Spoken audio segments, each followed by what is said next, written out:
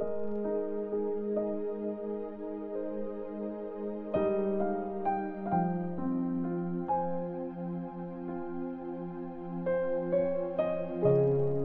chapter 9. Naging disciple si Saul.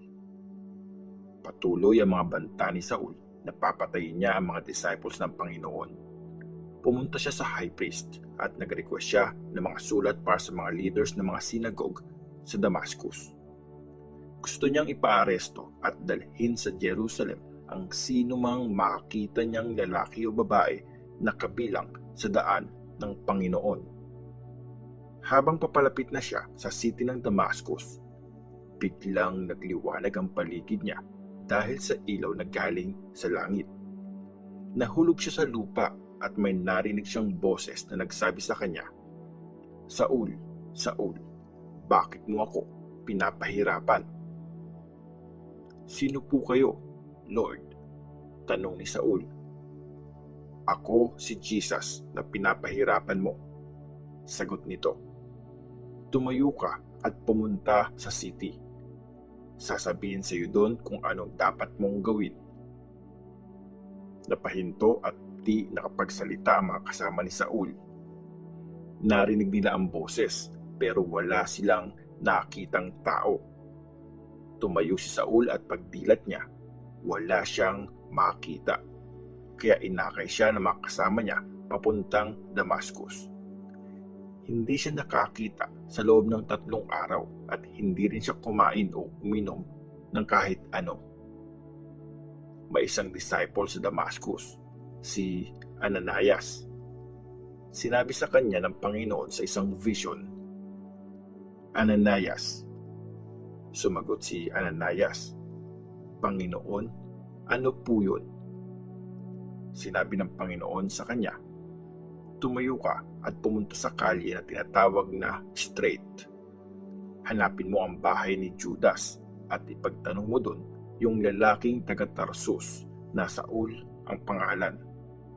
Nagpe-pray siya ngayon at nakita niya sa vision na dadating ka at ipapatong mo ang mga kamay mo sa kanya para makakita siya ulit."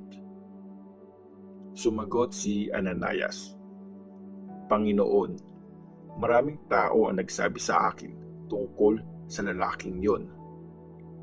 Kung gaano kasama ang mga ginawa niya sa mga disciples mo sa Jerusalem. Pumunta siya dito sa Damascus na may authority galing sa mga chief priests para arestuhin lahat ng sumasamba sa iyo.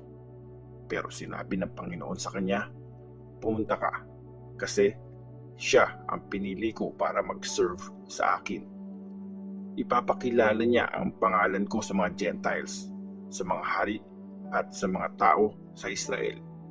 Ako mismo ang magpapakita sa kanya kung paano siya maghihirap para sa akin."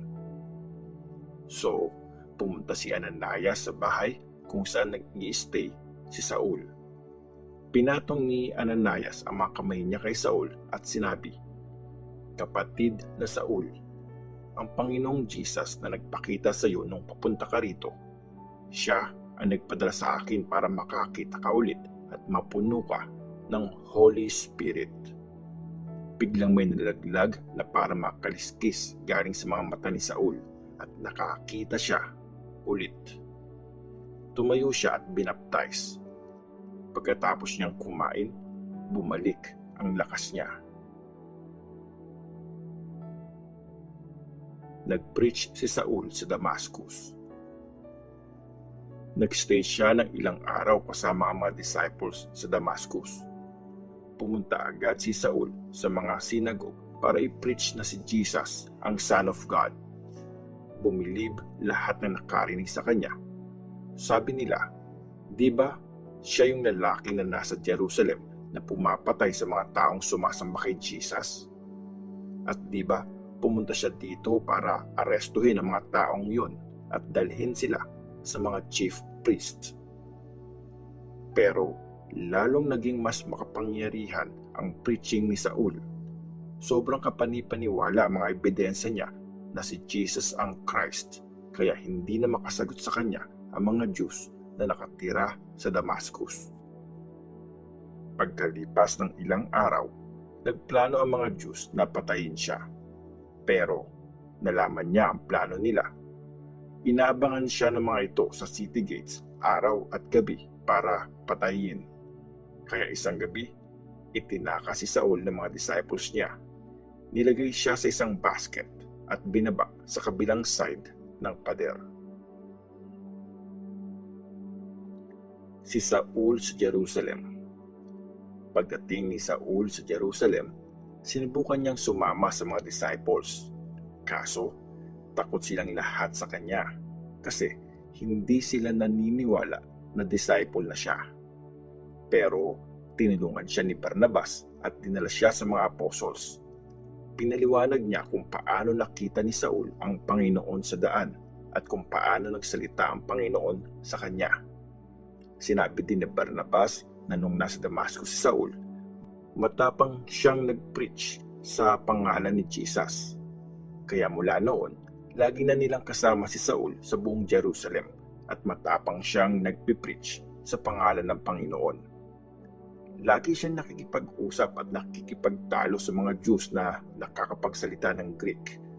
Kaya pinlano ng mga ito na patayin si Saul. Nung nalaman to ng mga disciples, hinatid nila si Saul sa Caesarea at pinapunta sa Tarsus. At nagkaroon ng kapayapaan ng church sa buong Judea, Galilee at Samaria. Namuhay silang may takot sa Panginoon at sa tulong ng Holy Spirit, tumibay ang church at lumago ito. Si Peter sa Lida at Joppa. Nagbiyahe si Peter sa bawat bayan at isa sa mga dinalo niya ay ang mga disciples ng Panginoon sa Lida. Nakita niya doon ang lalaking si Aeneas. Paralyzed siya at hindi makabangon sa loob ng 8 taon. Sinabi ni Peter sa kanya, Aeneas, pinapagaling ka ni Jesus Christ. Tumayo ka at iligpit mo ang higaan mo. At nakatayo siya agad. Nakita siya ng lahat ng nasa Lida at Sharon at naniwala sila sa Panginoon. Sa Joppa, may isang babae na tinatawag na Tabitha. Isa siyang disciple. Dorcas ang pangalan niya sa Greek, ibig sabihin, dear. Ginugol niya ang lahat ng oras niya sa paggawa ng mabuti at pagtulong sa mga mahihirap. Noong time na yon, nagkasakit siya at namatay.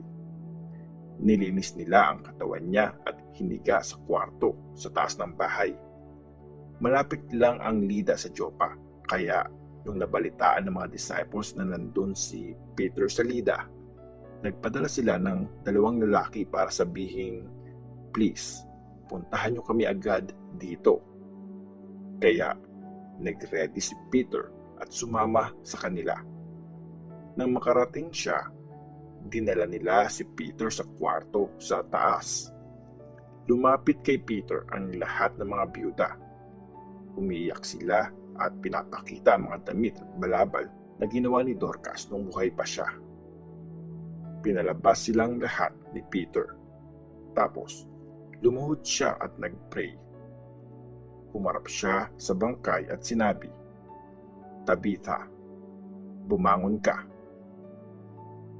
Binukas si Tabitha ang mga mata niya at nung nakita niya si Peter, umupo siya. Inabot ni Peter ang kamay niya at tinulungan siyang bumangon. Tapos, tinawag niya ang mga disciples at mga byuda at pinakita sa kanilang buhay si Dorcas. Kumalat ang balitang ito sa buong Joppa at marami ang naniwala sa Panginoon. Nagstay pa si Peter sa Joppa ng ilang araw doon sa bahay ni Simon, yung nagbibilad at gumagawa ng letter.